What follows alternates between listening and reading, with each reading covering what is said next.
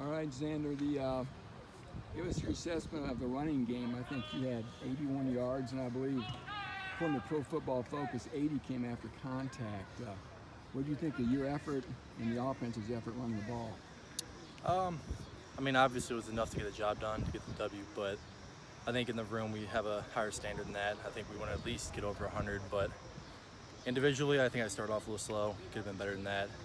Don't know if it's the first game, jitters, getting out of the way, but I think next game we got to start off better, get a few more explosive plays in there, and I mean, if you're winning your one-on-ones too, that could lead to more touchdowns. So hopefully have a better game next week. To tell us a little bit about the Wildcat formation, direct snap that I think you took in from 11 yards for a TD. Yeah, we've been working on that for a couple of years now, every here and there, but started doing a little bit more this week. I didn't know it was going to be called or not, but I mean, I got the ball, unblocked man in front of me, luckily made a move, kind of got off that, and then even our individual drills, we have to do this tap drill. You're off balance, got to keep yourself up, so that played a role in there, got back up, and I was just able to get in, so happy to get a touchdown for our team. Did you enjoy being the Wildcat / quarterback for that? Yeah, I don't mind doing it. It's a little different. I mean, I'm normally next to QB and he's doing all the stuff, but I mean, if they need me to do it, I'm perfectly fine with it. What have you seen from UConn? Seems like their D-line's got a couple players up front. Has anything caught your eye watching film? Yeah, I've heard they've got some good players. I'm actually doing my film study tonight, so I haven't gone in depth on them, but I mean, from what I've heard, they've got some few players scattered on the defense, so I'll get more depth tonight. What do you expect from a team that just lost its head coach? I mean, I'm never in that position, so I don't really know. They could either go two ways. They could kind of go downhill, or they could come back and rally with their defensive coordinator taking over. So it's just something we can't overlook. You got to take it like we take any other game, like it's a win or lose situation.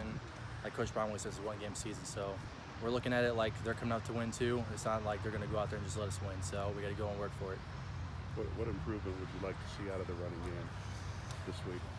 I would definitely say short yardage, at least always get those first downs, get in the end zone more, and then try to get some more explosive plays, because that's going to help the overall offense, not just running game in general.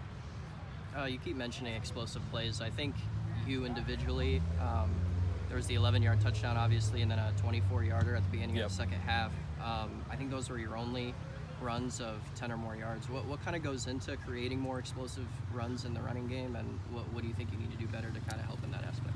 I think a lot of it is just speed in the backfield too. Once you get the ball, you got to hit the hole hard, because I mean, there's people twice my size in there, so if you want to get through, you got to go full speed.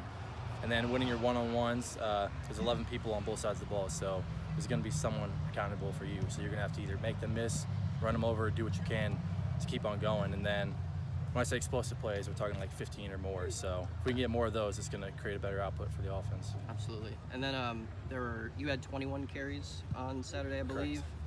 5 for King, I think only 1 for Dylan. Was that just kind of how the game flow kind of went? Was that more game plan oriented? And how do you think they might kind of get more involved as the season kind of goes on? I think that was more of the game flow. I think we kind of go with whatever back's rolling really good. We'll just keep him going. But I mean, like I said, I think I started off slow, so that's probably why the rotation was going like that. But I just got to step up next game.